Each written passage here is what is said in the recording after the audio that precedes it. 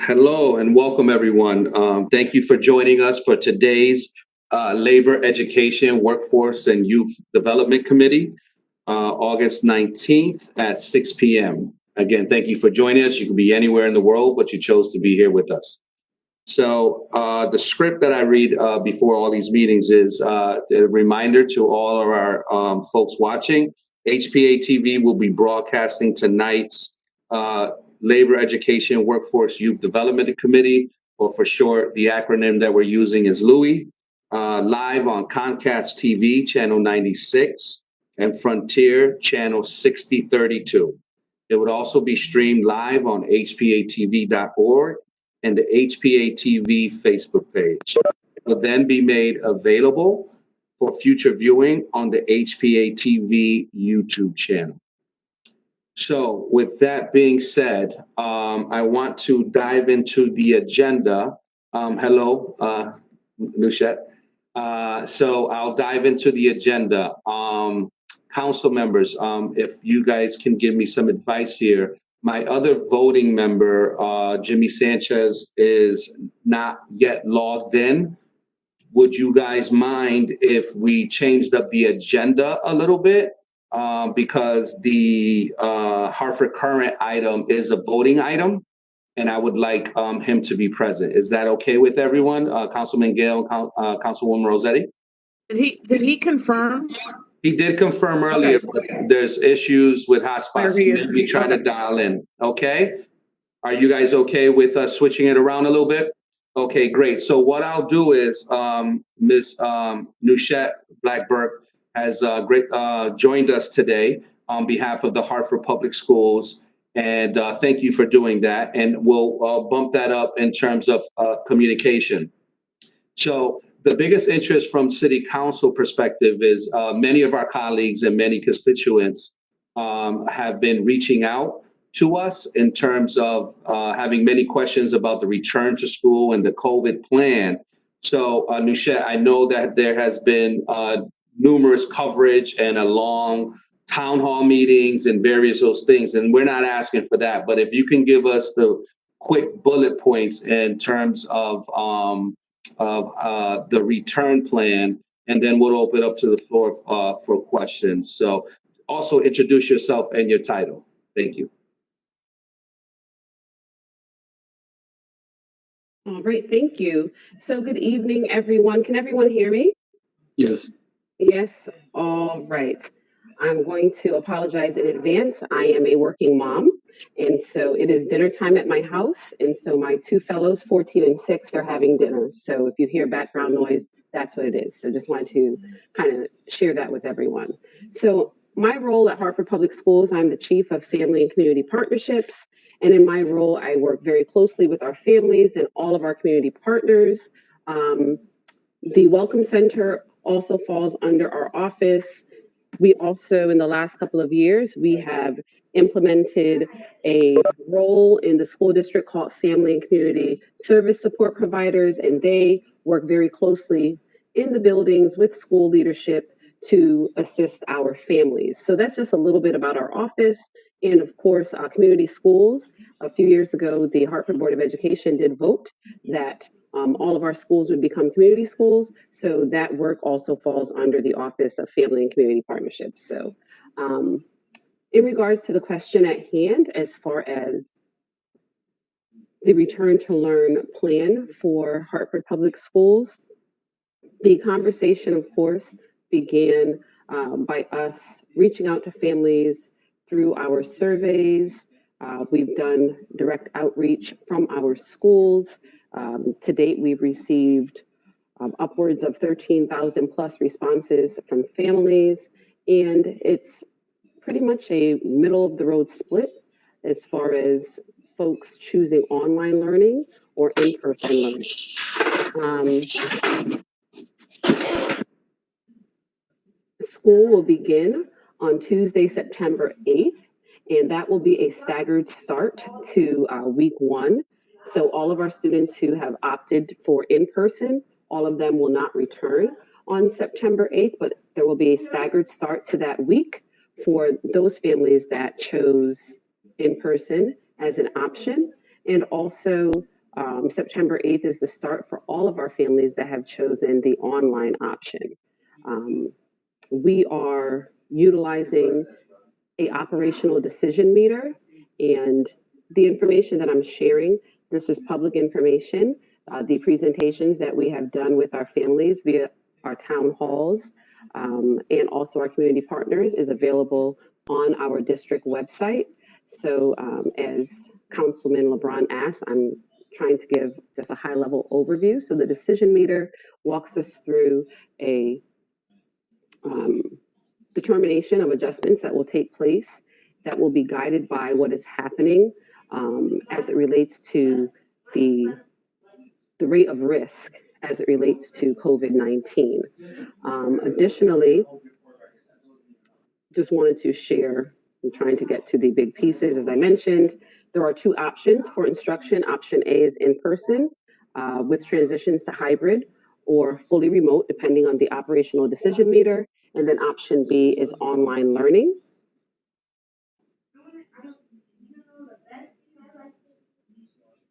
Option A, the in-person learning, fully in person, will also, as I mentioned just a moment ago, will follow that decision meter, but a schedule will be provided to our families of those students who are going to be in person as well as those who are going to be online. So schedules will be formulated for each of the families depending on their option.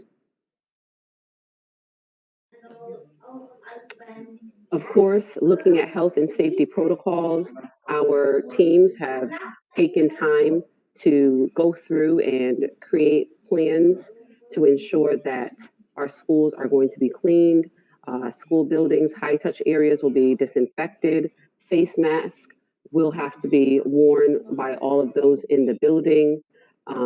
We are working with our school nurses that will be in the building to ensure if someone presents with symptoms, there will be isolation rooms that will be addressed for them. Staff will utilize a self-screening tool in addition to ensuring that as folks are coming in and out of the building, they are following protocols as it relates to CDC guidelines. And of course, physical distancing will be taking place and any high-risk activities will be minimized.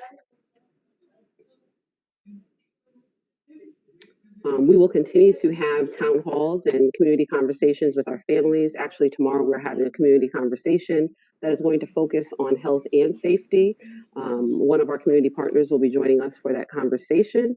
On August 21st, we're going to have a town hall for our staff, and we'll have, I think this will be our third town hall for families, will take place on August 25th.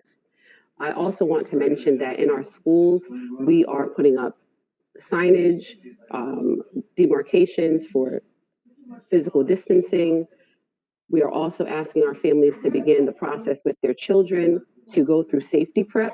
So practicing wearing your mask at home, hand washing, what does physical distancing look like?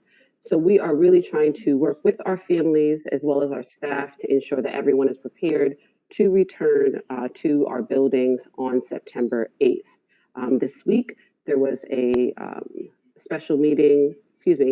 a committee meeting held with our board, and then also last night at the Board of Education meeting, there was mention of the Return to Learn plan again. So that's really, really high level per your request, Councilman LeBron. But if there's anything else that you want me to touch on, please let me know, and I will answer to the best of my ability. So first of all, thank you for taking time out of your day and coming. Let me just announce Councilman Jimmy Sanchez has just logged in. Let me back up for the viewers is that I am the committee chair. Councilman Sanchez is a member, and Councilwoman Rossetti and Councilman Gale are council folks, but the committee members are both myself and Mr. Jimmy Sanchez. So I want to open it up for my colleagues to see if they have any questions for Ms. Nouchette. Yes, Mr. Sanchez, go ahead. The floor is yours. I muted you, Jimmy. Hold on, unmute yourself. There you go. You hear me now? You hear me? Hello? Yes, Jimmy, we can hear you. We can hear you. All right, so I have a couple of questions. So my first question is that as far as the maintenance, how are, what's the schedule or what's the protocol for maintenance as far as the I'm not sure if it's with the DPW, but how are we going to make sure that the classrooms and all the equipments and the seating and the desks are going to be sanitized to help, prevent any kind of spreading of this COVID? Thank you. And I want to make sure it's Councilman Sanchez. Did I say that correctly? Yes. Okay, thank you. So our facilities, yes, as a part of our safety protocols, school buildings will be cleaned daily. High touch areas are going to be disinfected, given a schedule. Buses, we are working with our transportation provider to ensure that buses will be cleaned after each trip and at the end of each day. You mentioned ventilation and HVAC. So those are systems that are being reviewed and will be looked at in alignment with our state recommendations. And just also want to mention that this continues to be, as we continue to say, that this is still very fluid as different modifications come out from the State Department of Education and also from our government, our state government. We will continue to address and tweak and modify whatever is, we're directed to do. But those high touch areas, classrooms will be cleaned every day. The buildings will be cleaned every day. Bathrooms, we are utilizing specific protocols that will be shared with our facilities So teams. So just want to really emphasize that yes, that is a part of the safety protocols, that buildings will be cleaned every day and those high touch areas will be disinfected on a scheduled basis. now, so to have sanitizing stations, the children, is there going to be a course giving for the students to understand the situation and our time with this COVID? I apologize, Councilman. The first part of the question, it broke up a little bit, but I think what I got is, will there be like sanitizing stations, and will this Right. be modeled for our children? Right, a course. Okay. So yes, there will be sanitizer is what I'm looking for. There will be sanitizer that's available to children. Of course, there will be scheduled times, and children will be encouraged, of course, to wash their hands. As I mentioned when I started, that we are encouraging families to start now. As a mom, I'm doing that with my children, to start now, telling them and explaining to them the importance, even though we've been saying it, but reminding them. You use the word course.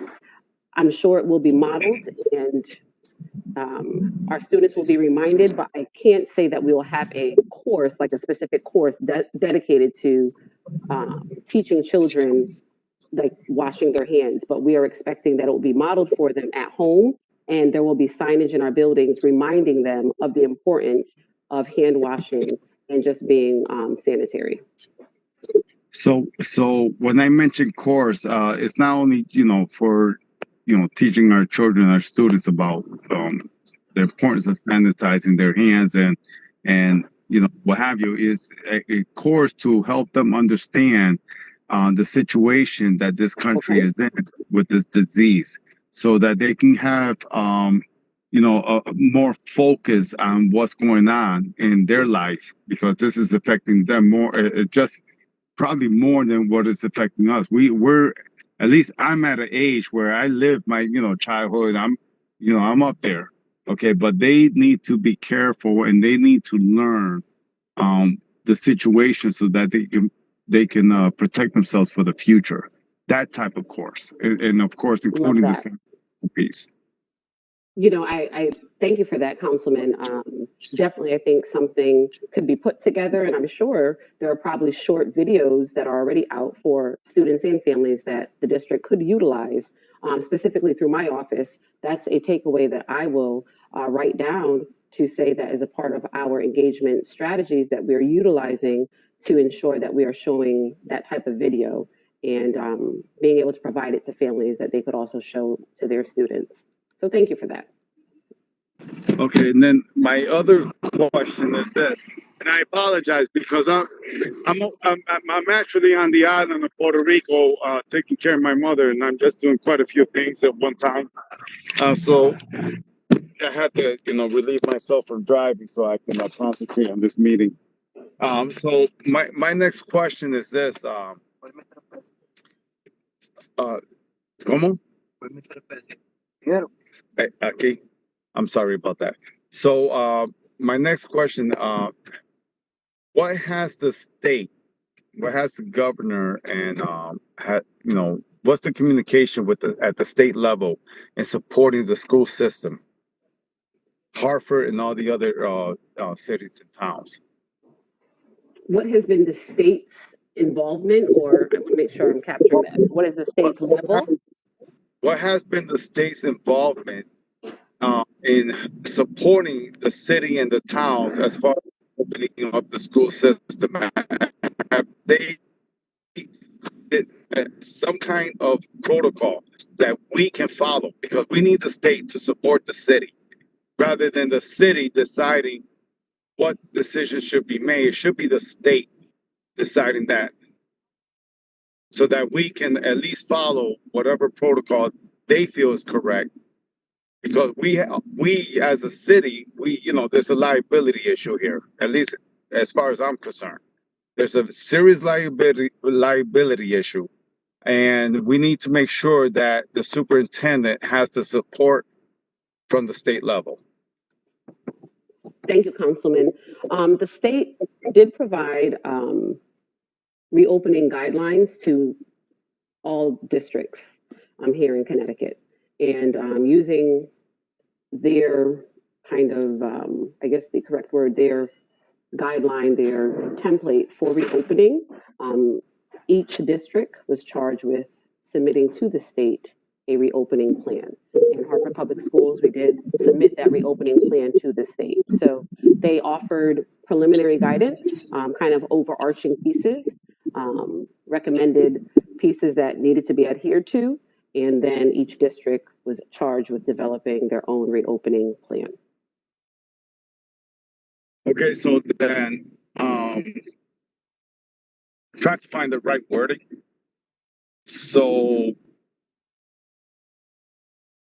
when we do open up the school system, the Hartford Public School System, and an outbreak starts, what's the protocol? What's the EAP, emergency action plan, on that?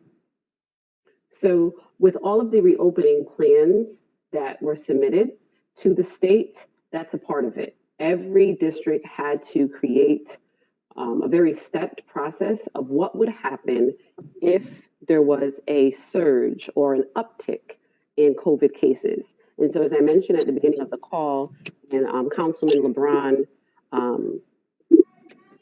I don't know if that's something, to share with you directly, to also share with the rest of the group here, but we are utilizing something called our operational decision meter. It starts with green, and green is like outside is open.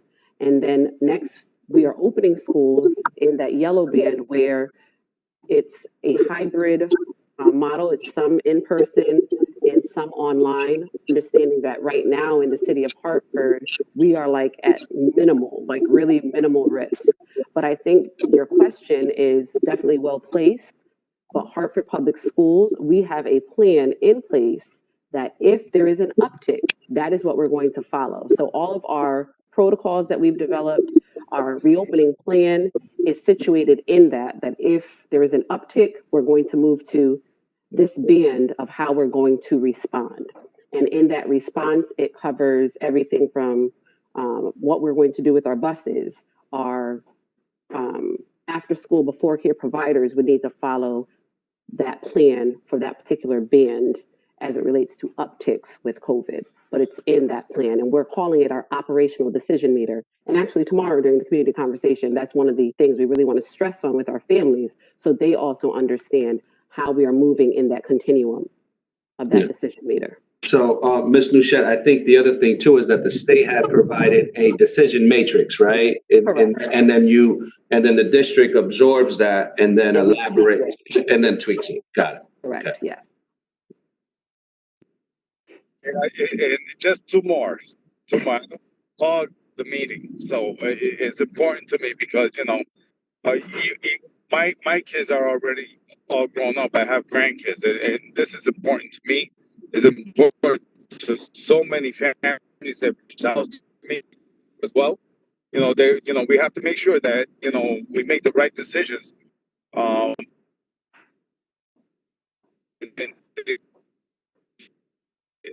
so my next question is this. So, as you know, 3 years ago, Hurricane Maria hit Puerto Rico and the Virgin Islands and the Caribbean. And we had an influx of, 1,000 students.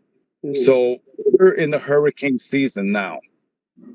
If something happens in the same situation as Hurricane Maria, are we prepared to receive students from the Caribbean, Puerto Rico, and the Virgin Islands?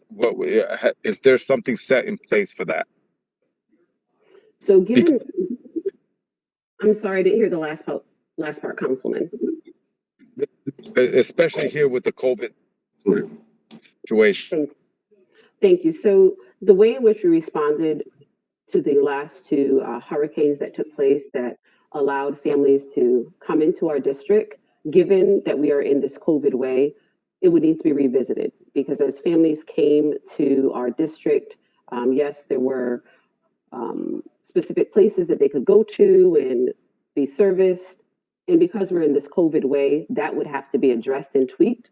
But the services that families can receive and would continue to receive coming in from Puerto Rico, Jamaica, other islands, that wouldn't be minimized. But how they access the services, that would look different. And we would need to tweak how we respond because we're in a pandemic.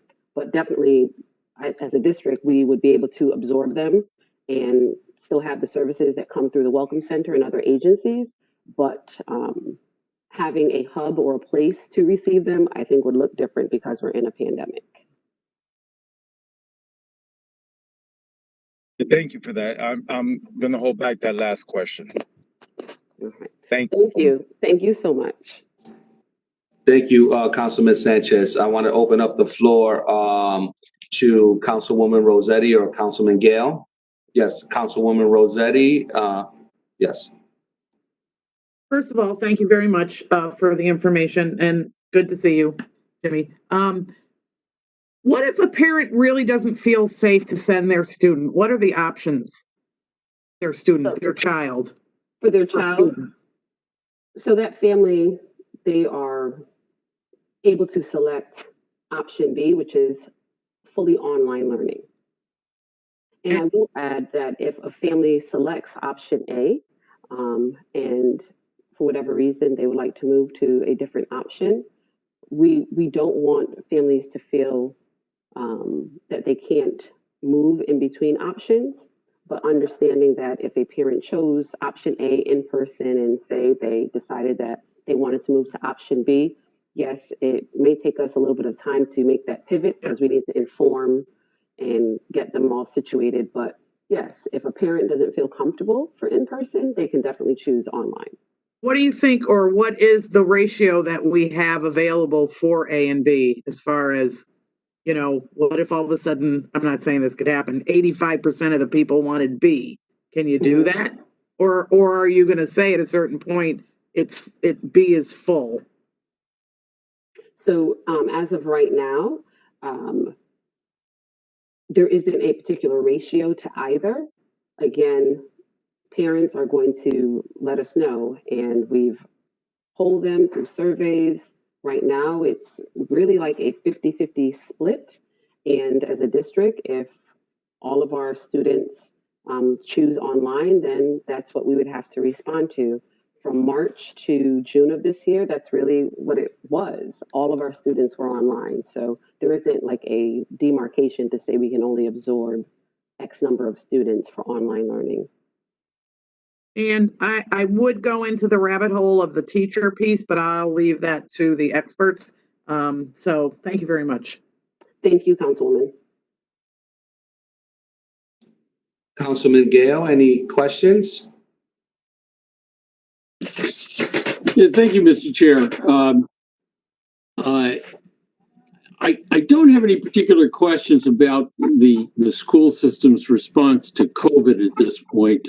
I'll be fascinated to watch all of this roll out, in particular because my wife is a school nurse in the Hartford system. So to your comments as to what the nurses are going to be doing, I've been hearing an earful about that, and I have a sister who's in the system as a teacher, so I've also been hearing an earful about from the teaching side of it, and I appreciate that we're all under a lot of stress, and this has just not been. It's not been fun, and I appreciate that everything that you're doing and the attempts, and we know everybody's attempting to do this in good faith to try to figure out how to educate our kids, and so thank you for all of that. And but I would like to sort of move to a time post COVID and just reflect with you comments that we've heard to the extent that these fall within your bandwidth. I have been involved in other council committee meetings recently concerning recreation and the recreation abilities, the facilities, the opportunities that the city of Hartford provides to not only our children but also to our adult population. I'm pleased that we have Kim Oliver here because Kim was also involved in those conversations most recently. And one of the things that came up was the fact that the Board of Education controls a tremendous amount of recreational facilities with all the gymnasiums and sports fields that are associated with all of our different school buildings. And what seemed to be the case was, while the board controls a lot of these facilities, there didn't seem to be a whole lot of coordination between the board and our recreation department and our parks department and the folks that utilize and would love to utilize these fields. And so I'm not looking for you to respond to anything, but I am looking to just sort of give you some feedback that you can provide back to the system, that we here at council are looking at this and are really going to, I think, at least if I have anything to say about it, we're going to press the board a little bit more to be more of a partner with the city in making sure that, as opposed to people looking at these things as their little fiefdom, this is my school and I'm going to control it, nobody else can use it, or this is my board facilities and you can't use them. We're going to try to open it up and look at it like, okay, this is one big city, here's what we have for resources, and how do we all work together to make sure that we maximize the use of those resources. It's distressing to us, certainly to me personally, to hear that we have groups of youngsters that want to play soccer, that want to get involved with Little League, with midget football, and then can't get fields. And then we have adults that want to get involved with adult activities, and they're competing on these things. And so I would love to see a little bit more coordination. So I apologize for the length of my diatribe here, but I wanted you to hear that. So thank you. Thank you, Councilman.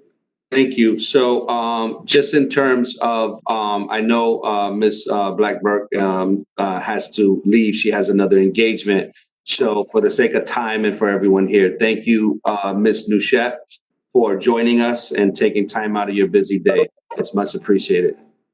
Thank you so much. Have a great rest of the evening. And listen, the kids were well behaved, so give them kudos. Kudos to the kids. Yeah. I'll do that. Maybe they'll get some ice cream. Okay. Where do you live? Okay. All right. Have a good Bye now. one. Bye-bye. Yeah. Okay, so we're going to move on to the item on the agenda that has a voting measure. Actually, where's Jimmy? Okay, I think we lost Jimmy. All right, so, all right. Hopefully he can log back in. Council colleagues, some advice here. What do you guys think? This is a voting item. I know we have Ms. Campbell here. I'm sorry, Ms. Campbell, for this and going out of order. But it is of importance to all of us here at the council that we're able to arrive at some kind of vote. Did you get a text from him? Where did he go? I'm gonna text him now. I just did too. Okay, thank you.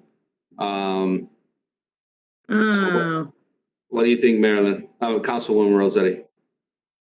Oh, jeez. Oh, jeez. Let's see if he answers. Susan, can you wait 1 second? Thank you. Well, why don't I, my colleagues have heard, why don't we just preface it with a little history? Nick, you want to read into it and then we can kind of. Sure. You want to do it that way? And sure. Then Jimmy, maybe Councilman Sanchez will be back by then? Sure. What do you think? Yeah, that's fine. Okay. So I'll read the agenda item. So the resolution and the agenda item is a resolution requesting that the City Council of Hartford, assembled on the 10th day of August 2020, urge Alden Global Capital to cease any further layoffs or buyouts that have decimated the staff, not to seek increased ownership interest into Tribune Publishing, and to consider in good faith any offers from outside entities that would return Tribune Publishing newspaper to a civic-minded ownership. So with that being said, hello, Councilman Sanchez. Thank you for coming back. We're actually discussing the agenda item. Yep, we're discussing the voting item now. So, without further ado, Councilwoman Rossetti, do you think it does make sense to have Ms. Susan Campbell speak now? Yep. So the esteemed Ms. Susan Campbell contacted me.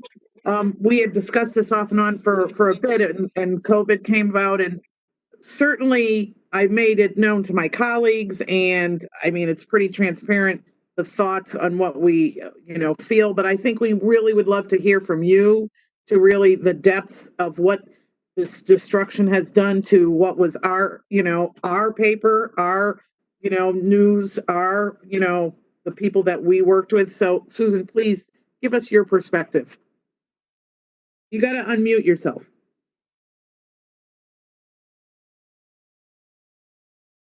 You'd think I'd been in enough of these meetings to know that. My apologies.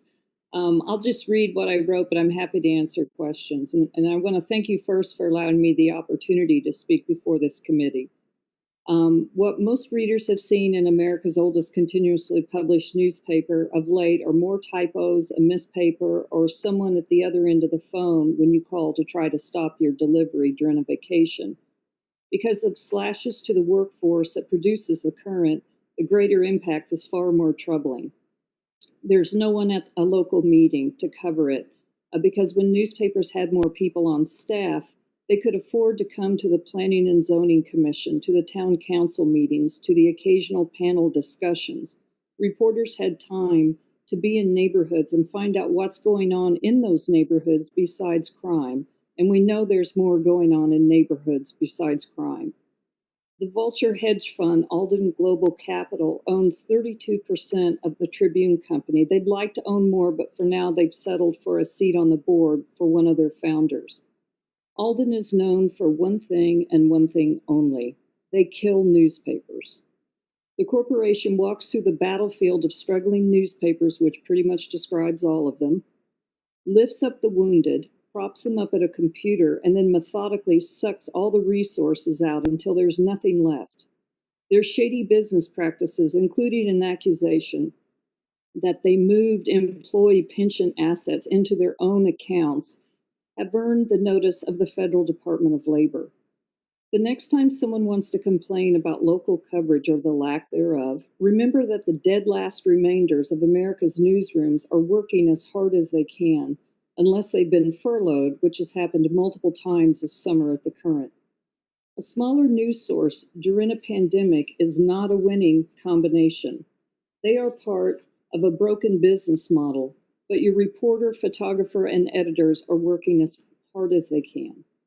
I know because I was one of those dead last remainders until I realized I was so angry at my corporate owners that I couldn't exist in the newsroom anymore. I left in 2012 when I thought things were pretty bad. I look back at that now and laugh. I had no idea. But these aren't just some observations from me, a disgruntled former employee. Some U.S. senators, including Senator Tammy Baldwin and Cory Booker, have written Alden letters to beg them to abandon their attempted hostile takeover of Gannett because newspapers are a public good. Gannett shareholders ultimately rejected that takeover.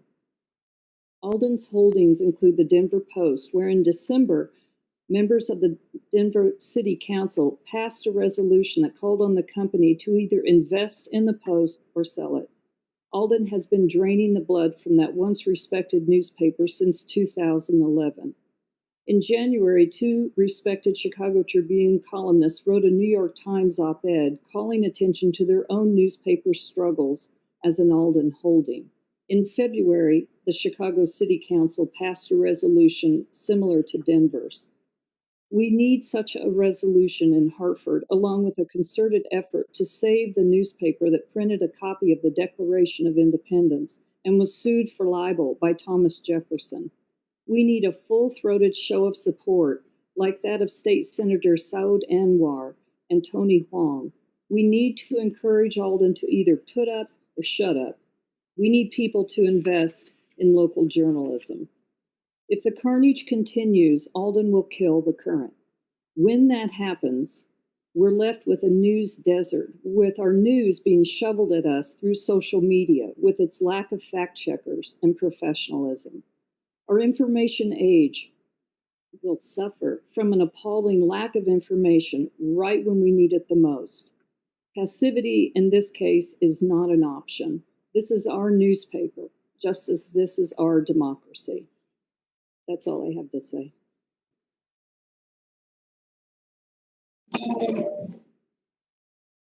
I know you say it's all that you have to say, but that was very moving. Thank you for sharing that. So I have a bunch of thoughts and comments, but I'll open it up to my council colleagues first. Anybody want to ask the questions or make a statement?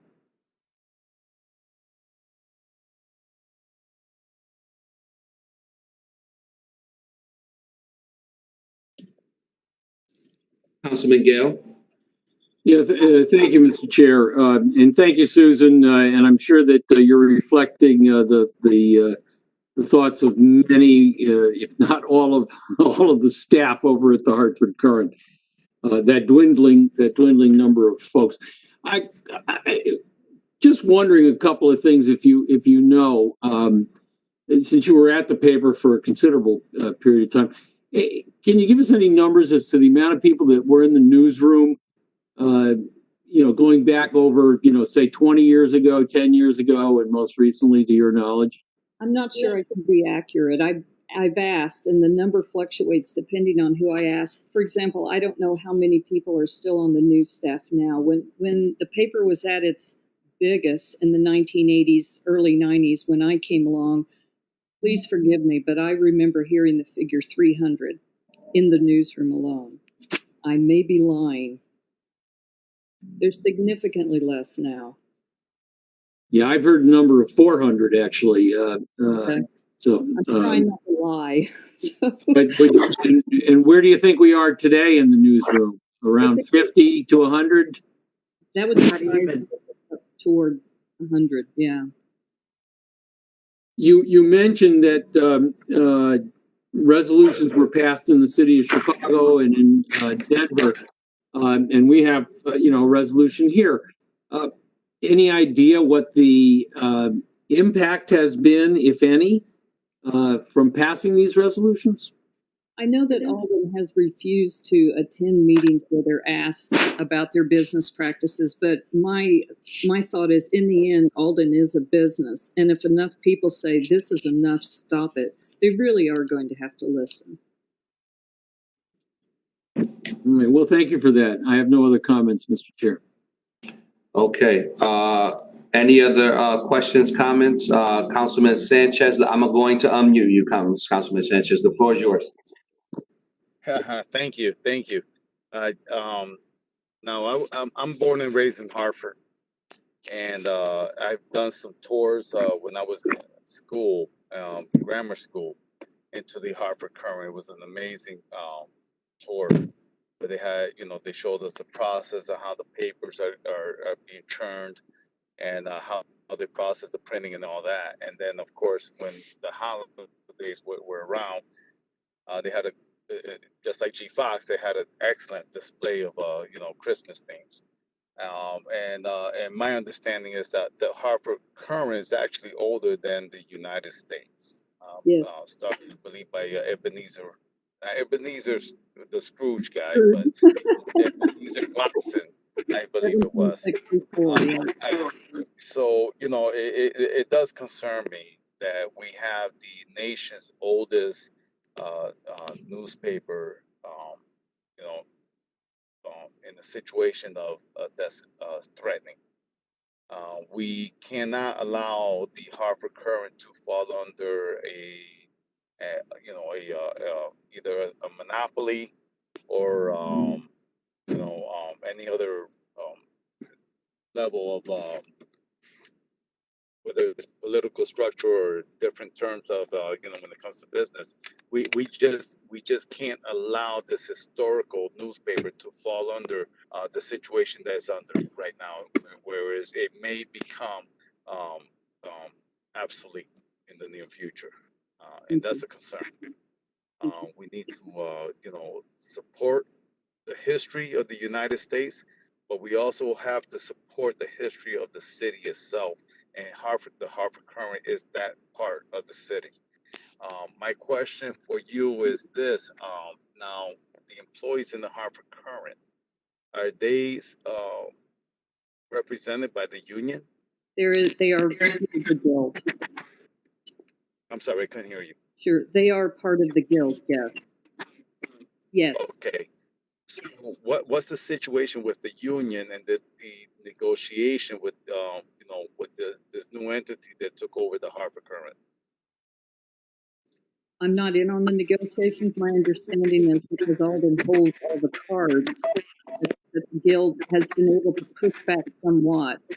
But the way Alden continues to take the resources, they haven't been able to make as much headway as you'd like to see. And So then, I'm sorry. I'm sorry, I don't mean to. The guild has worked very hard, and the guild members have worked incredibly hard. But this is a very large entity. Right. So understanding that they are a very large entity, and that is a concern. That is a concern because from what I've I'm not knowledgeable with what's going on with the media, but I do know one thing. When you have a large entity that starts taking over the Hartford Current, let's say the Hartford Advocate, and other media, and they start taking control, they set the tone. And that's how you eliminate these small businesses and become a monopoly.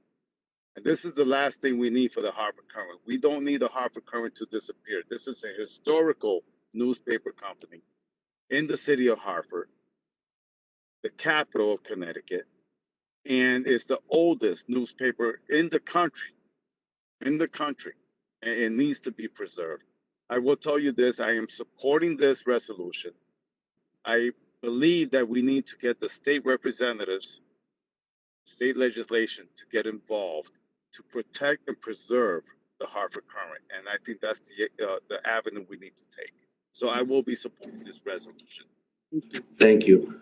Thank you, Councilman Sanchez. Councilwoman Rossetti, did you have any comments? Thanking Susan so much for coming. just your words were just so powerful. Jimmy, for your sentiments, absolutely. We're at a crossroads, just not only locally, but nationally, internationally. And John, for your questions. And I feel so strongly about this and had a lot of discussions before it got put in. But, this is something I use this story. I remember as a young activist, not that I'm an old activist now, but I can remember going to the paper with signatures, with someone greeting us at the door, taking us seriously. The hundreds of people who worked there, the people who would come. We had people assigned to City Hall. As you said, they reported on things that just weren't, if it bleeds, it reads. The other things that make a city, make a neighborhood, make a state. So, this is just so important to all of us. So thank you. So let me just chime in. I see someone logged in by the name of Christina. I didn't know if they wanted to speak on this topic. Christina, I gave invites to particular people. Christina, do you want to talk on this Alden resolution? Hi, no, it's Christina Baldwin. Okay. Hartford. How are you? Hello, I'm just Christina. listening in. Thank you so much. I appreciate it. No problem. All right. So the first thing is that I think, so first of all, Susan, again, thank you for your words. I think personally, we're at a crossroads until the narratives, amongst the narratives that we're receiving as a community, as a state, and as a nation. I think more so often we are starting to realize that who is writing these narratives. And one of the things that folks understand more so now than has been in the past is two items. And two items, at least at my viewpoint, that is kind of a given in our society. And that just is the fact that it's so politicized. And the number one is, that Fox News is pro-Trump. And that number two, the term fake news. And so why, and I'll lead to a question with this, but I think there's some obvious overtones as to why this is a problem and that we all should be concerned. But can you dive into particulars on an operationalization level or operational level as to when bigger corporations like this take over a smaller Hartford Current, how the narratives may change? If you can elaborate a little bit further. Boy, can I. Actually, corporations started noticing the large profit margin of newspapers in the late 80s, and they started snatching them up. When a profit margin of a business is 25 to 32%, you want in on that. So newspapers, and then too, a lot of the home-owned newspapers, the second and third generation owners didn't want to be involved. So they sold them. So what you have right now is an oligarchy. You have very few corporations owning the bulk of the news outlets in this country, like 5 or 6, depending on how you count it, own the bulk of the news outlets in this country. And what you have is a sameness of coverage, because if you are paying attention and doing what your shareholders want, you're making money. Very quick way to make money is reduce your staff. And then you start reducing how often you publish. And then you start, or before that, you start reducing what you go and cover. So as I said at the beginning, maybe the Planning and Zoning Commission doesn't get covered. And that's where a lot of incredibly important decisions are made, and they're made in a vacuum. And people only know that something was decided months down the road when it affects them. They had no notice of this.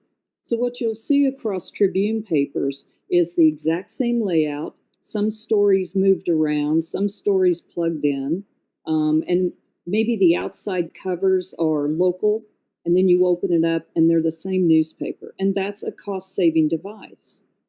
The newspapers are still making money, not as much as they were when I was young and fresh, but they're still making money, but the money is going into shareholders' pockets more so than back into the business. Did that answer your question? That is very troubling and very concerning because, I have family across the country and friends around the country, and they often say the news that you're reading is the same one that I'm reading. And that's a problem. It is That's a problem. So, Ms. Campbell, I won't hold you. I thank you for being so patient with us. I do have one other question. So we're moving into this era of social media, right? And I think that social media has directly impacted the newspaper industry. And at least as my understanding is, the newspaper industry, not saying the Hartford Courant, but in general, didn't pivot quick enough, right? And so, but I would imagine that now in this time, there are some examples or models of examples in the country that have been able to pivot to social media while still making it a business and running a profit, while still covering local news entities. At least I hope. Are there examples out there in the country? As you were saying that, I was going to say Seattle, but they closed. I would say the larger newspapers were able to because they had the resources, but you can't really call the New York Times a local paper. You can't really Right. call the Washington Post a local paper. Some have been able to preserve their original mission of gathering the news by going to all online, but that right there cuts people off who don't have internet connection. Right. So if they're out there, bless their hearts. Oh man, that's sad. Okay. So without any further questions, I'll take a motion from a committee member. All right. So go ahead, Mr. Councilman Sanchez, say it again. I'd like to make a motion to send it to council with a favorable recommendation. All right. So I will second this motion. Any discussions on this item? Seeing no discussions, let's vote. Yays for in favor? Yay. Aye. I can see aye. Any noes, abstentions? Seeing none. Ms. Campbell, we're going to move. So thank you again. We're going to move this back to the city council meeting with a favorable recommendation from our Louis C. committee meeting. Thank you very much for taking the time out. Thank you so much for your time. Okay. Bye now. Mr. Chair. Yes. Mr. Sanchez, you can go. The next item is a communication item. I will update you thoroughly. You'll see all my notes. I'll give you a call tomorrow. Okay, sir? Okay, thank you, because I'm actually moving and I'm about to lose signal. Yep. I drove. Right. So Be wait to get careful, signal. Jimmy. Be careful, Yes, be safe. Okay. Thank All right, Councilman Sanchez. Okay, great. So we'll move on to our last item, which is an update from our director, Ms. Kim Oliver, Director of Department, Family, Children, Youth, and Recreation. And so there's 3 items in particular, but of course, Ms. Oliver, you're welcome to share whatever you feel is pertinent. So I don't know, do you want to start off with an opening statement or do you want to just talk about the items directly? The floor is yours. First of all, thank you, and my apologies for not being able to use the camera. I usually try to use my phone, but the battery was dying, so my apologies with that. The one thing I will want to say is we're talking about budget tonight is just my thanks, gratitude, and great appreciation to council members for providing some additional resources to the department that are going to be able to go to support our children and families. So thank you so much. And with that, we'll send it back to you and we can speak about the direct items. Yes, absolutely. So the first item that folks were interested in, I know that summer was difficult. We have COVID. I know we attempted, or at least no, we did run a summer camp. So if you could just give, high bullet points on how the summer camp went, the social distancing, all those things influence all of our mindsets and our concepts about what we can and can't do and kind of move and shake during these COVID times. Sure. So I'm very proud to say that we were able to offer the summer camp program this year without any major incidents. We're not aware of any exposure to COVID-19, not just by our children, but also by our staff. And I also want to point out that our numbers this year were low, definitely lower than previous. We were able to make some strong connections with the families who participated, which were about 50 families across of about 4 sites. In addition to those children, though, We also had what we call leaders in training this year. The leaders in training were ages 13 to 15 who were able to gain leadership skills very similar to a counselor in training program and receive a stipend at the end of the program period. And we actually had over 20 of those young people who participated in that program alone.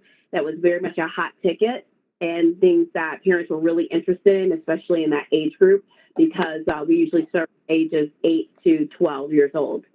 In addition to that, we also had some interns placed in recreation supporting the program. And Christina Baldwin happens to be on, who's the assistant director for youth services and supported with those interns. Christina, I don't think we ever got to our full 10 interns, so I think it was a little less than that. Yes, that's correct. So- We were up to 8, I believe, and we're still hosting a few. Mhm. So that is in addition to, again, those numbers to our younger children that we were actually serving. So we were able to do that. One of the things that was really important this year in talking with our families, we had a very detailed orientation with the families to really talk through our health and safety protocols, what we were asking of them, talking through new language, quite frankly, that was new to summer camp. What exactly is COVID? There was some conversation earlier about not just understanding this pandemic and virus that we're dealing with, but also how we're trying to address it in terms of washing hands, et cetera, understanding why we're asking, again, these are younger children to wear masks. We try to stay outside as much as possible. As many people know, is if you're outside, is your best bet versus being indoors, even though even then you need to be safe and still wear a mask, especially with you're within 6 feet of each other. But we really try to promote outdoors and outdoors learning as much as possible because of that. But it definitely was different this year, very concerning this year, making sure our staff also were very safe. Our staff went through not just their own orientation, which we usually do every single year, and again, making sure our children are safe as always, but also talking about COVID, understanding the hand washing, doing our deep cleaning of our facilities that we were using. Fortunately, in Hartford Recreation, because we do the work we do in terms of disinfecting, especially around our pool facilities, et cetera, we were really able to partner with Department of Public Works and ensure that we had very deep cleaning of those facilities every single day with the wipe downs, et cetera. So we got really positive feedback from the family. We were closed the day of the tropical storm. Outside of that, we remained open the entire time and again, got really positive feedback.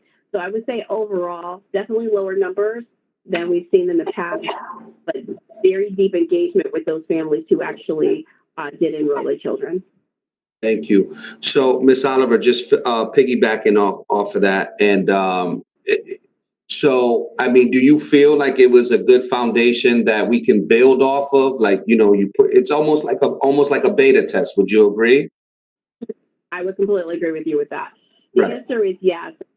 Troy Stewart, Assistant Director for Recreation, and I were actually just talking about that today because we are looking at, of course, the fall, and I'll speak a little bit more about that in a moment, and what that could look like.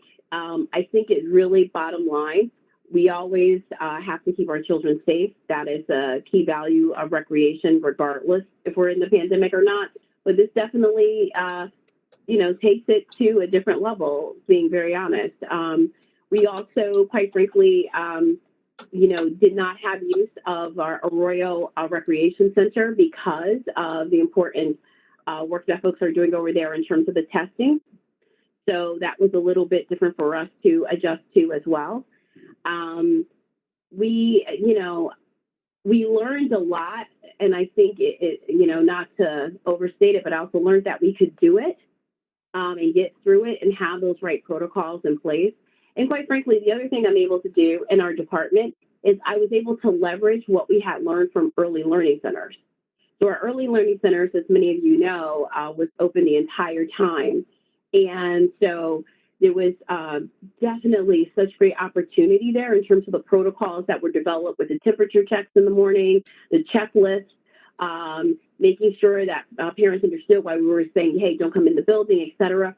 All of that was things that we learned, and we were able to do kind of almost a pre-beta test, if you will, with our early learning centers. So it was something really powerful to be able to leverage that as well. Okay, thank you. On that item regarding summer camps, any questions from my council colleagues? Seeing none, we'll move to the next item, which is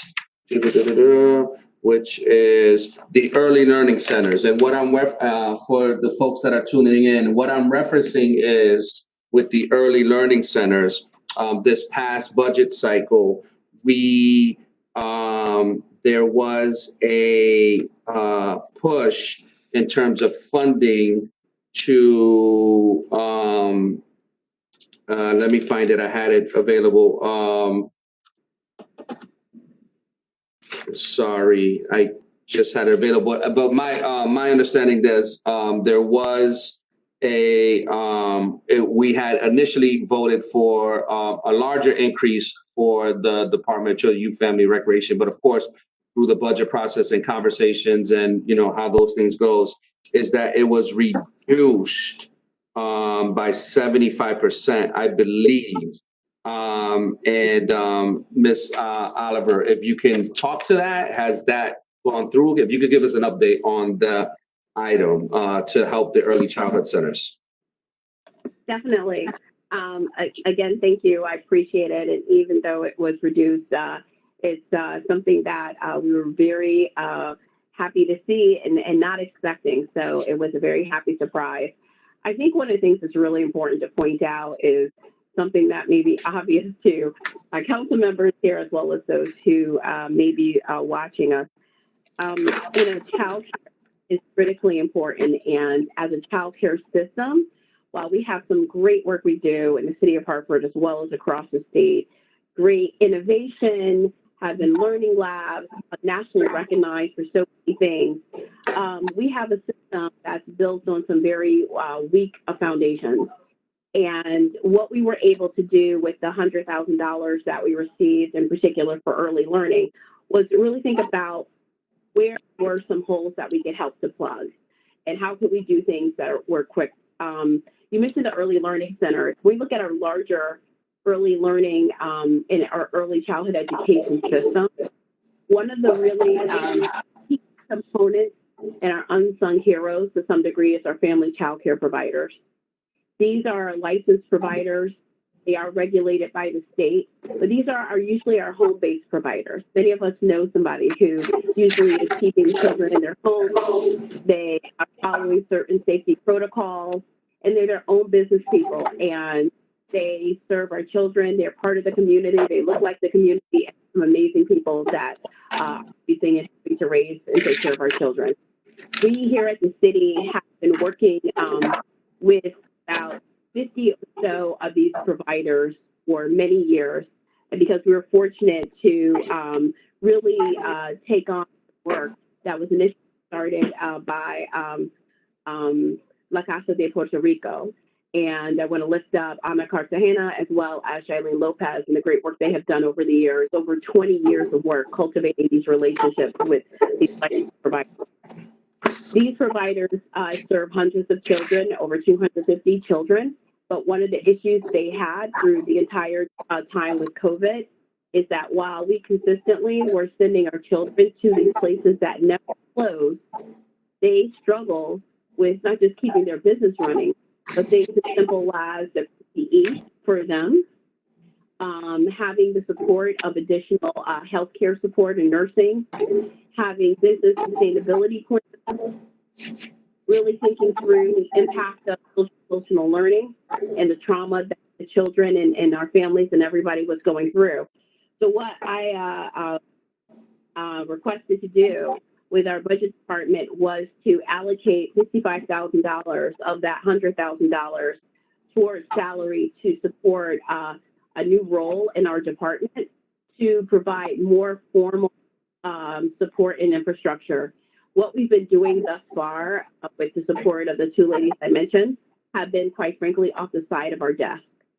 We have not received resources to do the work that we're talking about. We continue to cultivate these relationships, and not just cultivate them, but we provided food bags for these families. We talked to them about where their openings were. We connected them to families, etc. The remaining portion of the money of the $35,000, one of the things that I've often is these additional needs. The state has a wonderful in program. They have a CT Cares program for family child care providers, which we're participating in. We are the point person for Hartford, and we have 65 providers who are participating and have really stepped it up. Although we have that program, one of the things that you'll find is those programs are generalized in nature and give great resources, but they're broad-based resources, and they're meant to help to develop the many and not the few. So it doesn't really go into any type of personalized support. One of the things our providers need is a lot of that personalized support. Many of them did not apply for whether it was financial support, whether it was the PPP loans and other things happening through the city of Hartford. And the reason that becomes important is because if these people shut down, these are working families. That means that those families are going to be impacted. Also, talking about like the nurse and healthcare, when you're talking about doing a business out of your home, what happens if somebody in your family tests positive for COVID or comes down with symptoms? What is the plan? We talked earlier about what's the emergency plan when we're talking to the school system. The same level of detail, intentionality is just as critically important. So again, these providers are serving thousands of our children, and we think it's really important to support them with some of those additional supports. You know, and do it in a way, again, in partnership with the state and others who have been generous thus far. And unfortunately, we don't know what's going to happen. The other thing I'll add to these providers, and then of course I'll let you guys ask your questions, is that these providers also support school-age children. The reason that's important is because if something does happen with the school system, and you're looking at doing remote learning for whatever reason, whether it's a hybrid version for especially our younger children who can't stay home by themselves. Again, these are working families. That means we are likely going to disrupt their employment.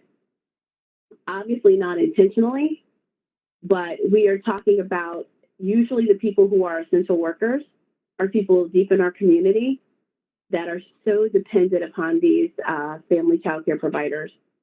So the fact that they can support school-age children is going to be really, really important as we move into the school year. So I hope that was helpful. Oh, I'm so happy. So a full-time person, huh? A salaried person, we were able to get out of this.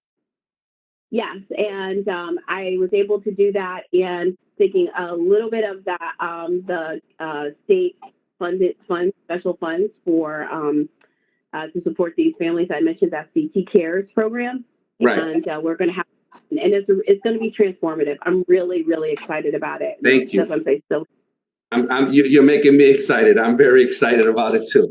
All right. So, any questions from my council colleagues? No, I want to just say thank you for updating us. It's very informative. Thank you. Yes. All right. So, Ms. Oliver, I won't hold you. We're going to go to our last item, which is one of the things that I'm very excited about all the work with the youth, but this after school recreation. We at council, deliberated about this, caucused about this, had conversations about this. And all are very vested in seeing this through. As a matter of fact, Councilman Gale was referring to a piece of this when he was mentioning it earlier, the potential partnerships between RECs and the school system.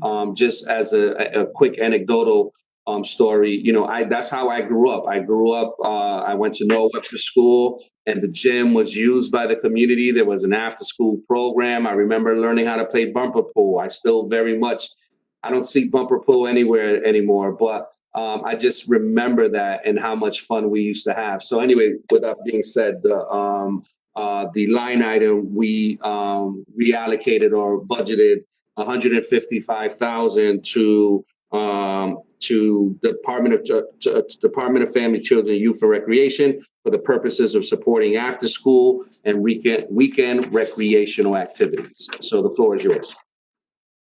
Thank you. Again, thank you, because as you mentioned, this is so important. And again, one of the things that's important to us is recognizing that as some activities have moved away from the schools, that not all children have the same access and opportunity. And we always want to make sure that they do, because recreation, whether it be through sports, whether it be mindfulness, whether it be leadership skills, it really can make a difference for a young person. So thank you for that.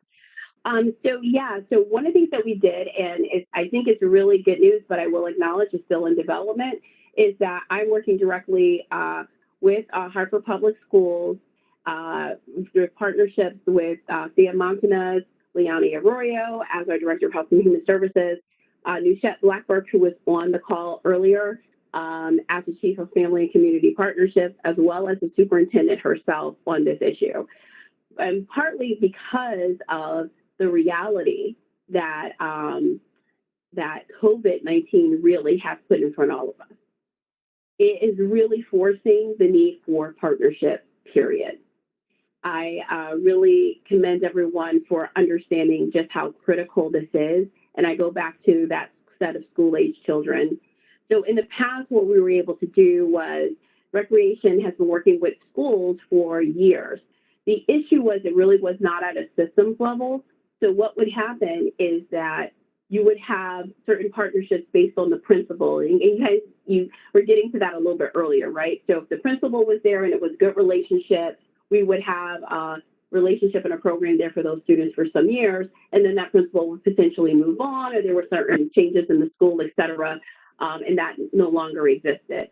Last year, we did have some after-school programs in partnership with Global Communications, Kennelly, Milner Middle, Rawson, Sand, and Wish. And obviously our goal is really to make sure that that goes across our entire system this year, so that it's not just going school by school by school. We have two models that we traditionally offer in terms of after-school programming. It's the model of either we go to the school, meaning our staff, and we do program there, or the children come to us. Sometimes that's determined not just from a facility usage perspective, because obviously we can partner with Hartford Public Schools in a way probably that most entities are not able to, in terms of we don't need to rent the facility per se, we just partner with them. But at the same time, depending on the makeup of the community, perhaps what the needs are of the parents, et cetera, they may actually end up coming to our facility. So an example of that would be like Wish. Many of those children, in fact, that cohort actually would collectively together walk over to Parker Memorial Community Center and then actually do after-school programming there. So we've always had those two offerings. What we've been talking about in this work group that I mentioned with the superintendent, the COO, and the Director of Health and Human Services, as well as the HPS's Chief of Family and Community Partnerships, is basically how can we ensure, again, going to those families who are in need, especially those working families, where we need to make sure that their children are okay. What the school system confirmed for us is they are still going to be partnering with the organizations that do before and after care with them at their facilities. And I know things can move and change, obviously, depending on how the numbers look for COVID, but that's the understanding as of right now. What we've been doing with the school is staying very close to them to understand what exactly the schedule is going to be, because although we have had those two models in the past, we expect that we're really going to be looking at that one model where the children are coming to us. So also going back to something you said earlier, Councilman LeBron, about kind of a pilot test, right, in terms of the summer, this is where that really becomes very important to us. So our plan is to partner not just also with the school system, other organizations as well in the community, who are interested and able to be able to provide comprehensive offerings to our young people. I will be very frank with you, is that we do not know fully what that need is going to look like, and we do expect that things may change. So Ms. Blackburn talked about 50% of our families are saying they want to bring their children in person. Right now, the Wednesday in the middle of the week is only a half a day. So that's an example of, okay, we know about half the kids right now. We're going to be working with the school system in terms of doing surveys to better understand if there are needs, what they are, and also what their interests are. Obviously, youth development, ideally, if you're interested, whether it's basketball, if it's soccer, if it's clothing, if it's double dutch, we like to know to be able to focus in on that. The thing that we also decided as a group was that we would really focus, especially up to grade 5, so 5th grade, because again, those are those young people who, you know, although, you know, they say sometimes age is just a number, usually you're not going to stay home alone, right? So we are looking to provide some, you know, program or support and like little reminders for people who are young people who are staying at home, similar to like programs in the past. I'm old enough to remember the latchkey program, where it's like, don't open the door, don't do that kind of thing. But for those younger children, to really be able to focus in on them and be able to bring them to our facilities. We've already had the conversation about the role that our different CBOs can play. And again, these in particular, I'm talking about CBOs who may not have their facilities, and about whether or not they come into our facilities and making sure they go through a very strict health and safety program and follow our protocols per the city, because obviously, again, I mentioned earlier, we do train our employees here. For our other partners, and we're not at this phase yet, but we are looking at our other partners who own their facilities to be part of this larger ecosystem. So for us, the way that it translates for us, the money that the council actually provided is that the money is primarily for our employees and our staffing.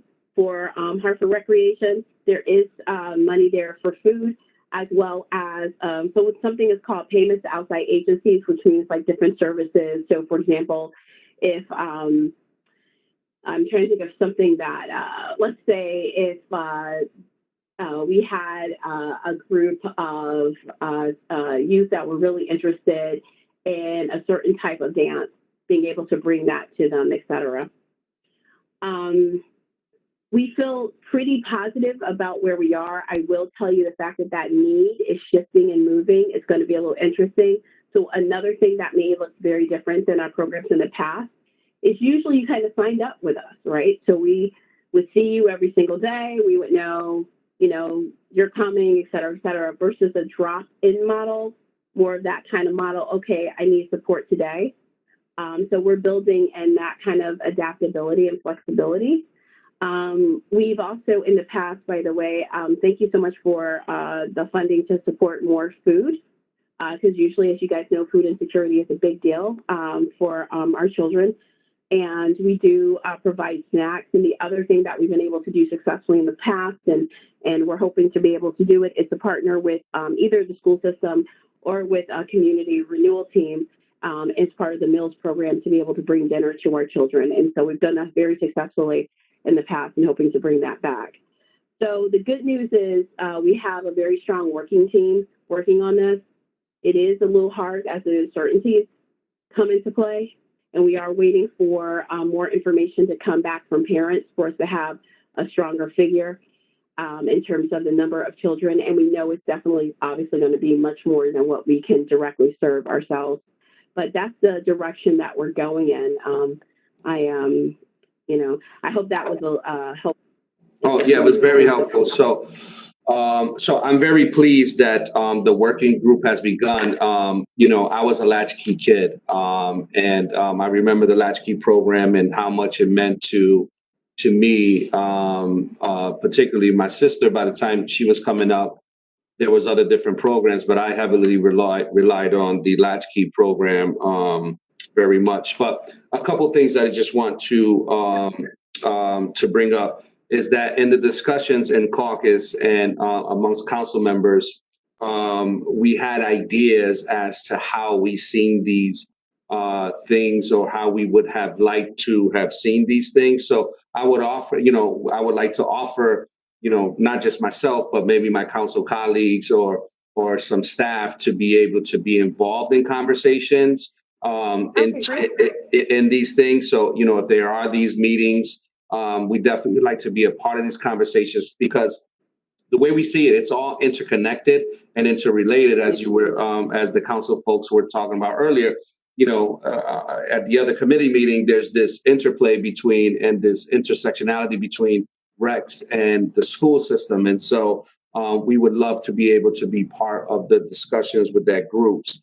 So just further going into it, one of the barriers that was brought to us as to why we felt like we needed to allocate this was two things in regards to the schools, and that is, the fees that is associated with security guards and with custodians. You can have someone, like you said, may wanting to do double Dutch and want to provide it to, let's say, I'm trying Betances, this is the nearest school near City Hall. But that person wouldn't be able to do it because they would have to pay for the security guard and custodian, and therefore, in order to be economically feasible, they would have to charge the students, which is kind of counterintuitive. And so, that might be one thing or one obstacle that you guys might want to consider in your working group. The other piece is potentially on Saturdays, and council members have brought this up, but what we've seen is when I went to visit New Jersey last year, Camden in particular, one of the things of Camden is a very struggling city, but one of the things in particular about Camden is the school systems, and the schools themselves are open on the weekends. And that seems to be the hub where all the families are going, the kids are going, they have community meetings there on the weekends. And so one of the things that I realized is that, these building facilities, although the programming inside them is run by the Board of Education, the city of Hartford, we actually own these buildings. And so, how do we overcome these things and overcome these little red tapes that seem to be such a big barrier in accessing for families and youth? So those are just some of the ideas, Ms. Oliver. So there was a lot, and we could definitely pivot online. But what I would like to tee it up for is in case Councilwoman Rossetti or Councilman Gale has anything to add or questions. Well, it's a lot to take in. Yes. And, again, I know we have a totally different road ahead of us than what it was in the past, but, my colleagues are much more versed in this, and I just look forward to being able to be of help with this. Thank you. Thank you. Councilman Gill? Yeah, thank you, Mr. Chair, and thank you for your comments, and thank you for your comments, Kim. I do want to, COVID notwithstanding, I appreciate that right now, probably 95 to 99% of your efforts are going to be devoted to trying to navigate your systems through COVID, and I get that. I think what I'm going to focus on, and I think the chair sort of mentioned it as well, is post-COVID. What's the 5-year, 10-year trajectory look like for recreation in Hartford for both our youth and our adults? I don't want to leave the adults out of this equation, and. And I heard you say, talking about the children, whether the children are coming to us or going somewhere else. And I understood coming to us to mean going to the facilities that Recreation controls right now, which I think predominantly are Parker Memorial and the Arroyo Center. And I just want to give you, my feedback, speaking from one council member. I'm really feeling that we're lacking in recreational facilities, having 2 recreational facilities in this entire city is just not recreation. And having the children come to us might be meaningful for certain children, but it for an awful lot of children, I don't think it's realistic. I don't think 8-year-old kids and 10-year-old kids in neighborhoods are going to be making it to the Arroyo Center from the deep South End or from the West End, and I don't know if kids from the Blue Hills are going to be making it down to Parker Memorial. Those are long stretches, and I know we're probably never going back to the days that I remember when there was a recreation program in every single school, every Hartford school. Just to I don't want to belabor it, but I will say it. I mean, every Hartford school had a recreational program that started at 3:00 when school ended, and it went till 8:00, in some cases 9:00 at night. Back in those days, they used to shut it down at 5:00 and send the kids home for dinner and start over again at 6. But I do want us, not that we can return to that model, but I do want, and I would ask you guys to use some of the money that we've sent and some of the time to plan, to think in terms of partnerships that can be made with the Board of Education to try to better utilize these facilities. We've got these buildings, they're sitting there in large part unused. They present themselves as tremendous recreational potential.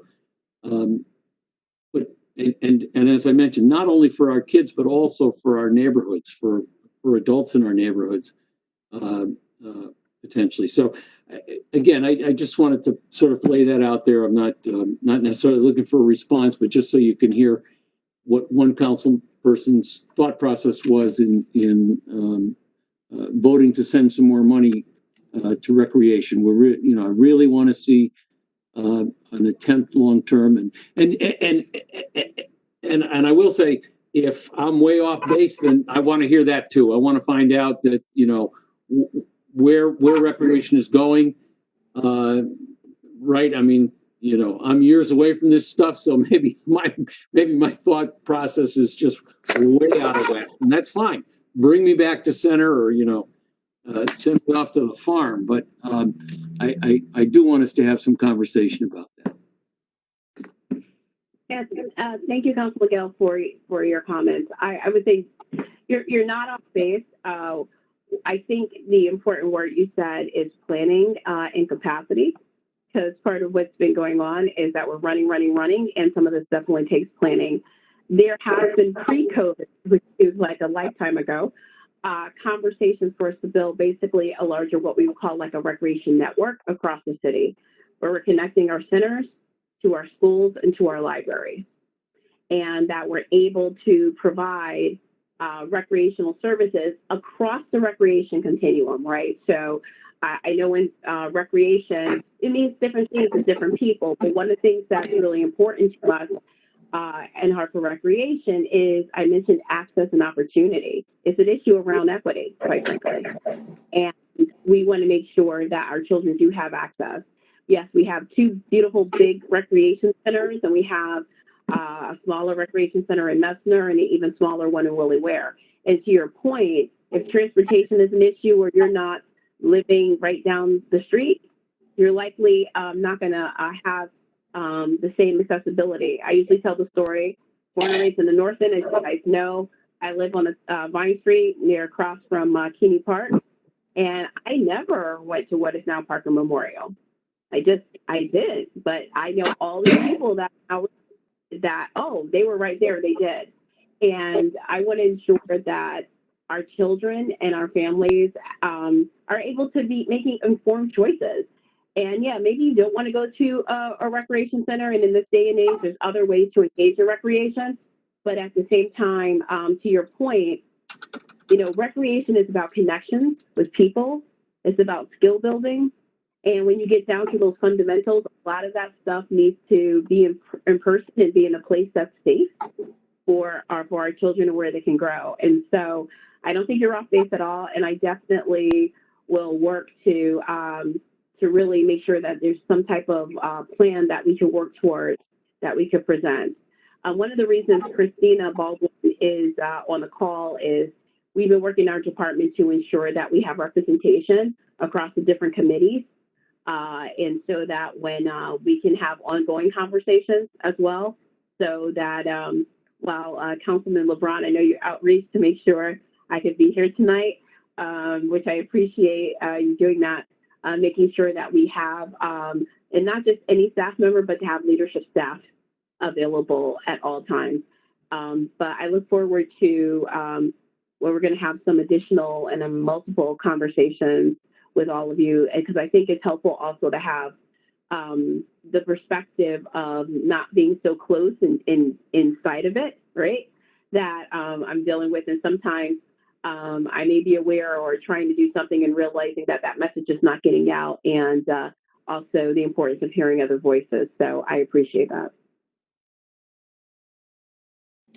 Thank you so much, Ms. Allen, for taking time out of your day. We appreciate it. We look forward to having continued conversations with you about this. As you see, we think very highly of your skills, and that's why we, arduously advocated for you to see some increases in your area. So with that being said, and there's no more agenda items, and unless Ms. Oliver, is there anything else you want to add? No, not at this time. I probably will see more of Christina at this meeting. We'll see others, whether it's Troy or some of my other leadership staff and others. And the reason you may not see me all the time is just because of the Board of Ed meetings and when they conflict. We'll make sure someone is here. So thank you. Yes, and thank you for your service on the Board of Ed. I'm sure there's some bandwidth issues we probably could talk about online, but thank you again for that.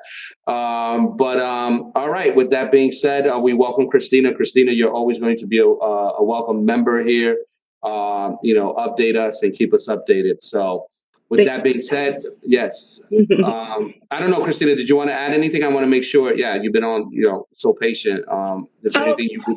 No, nothing else to add other than what Kim said, but thank you for the invitation, and I look forward to being a part of the future meetings as well. Okay, great. So with that being said, we'll adjourn. We only have so much time through HPA-TV. So with that being said, everyone have a wonderful evening, and thank you for joining us tonight. Good night. Thank you. Good night. Good night. Good night.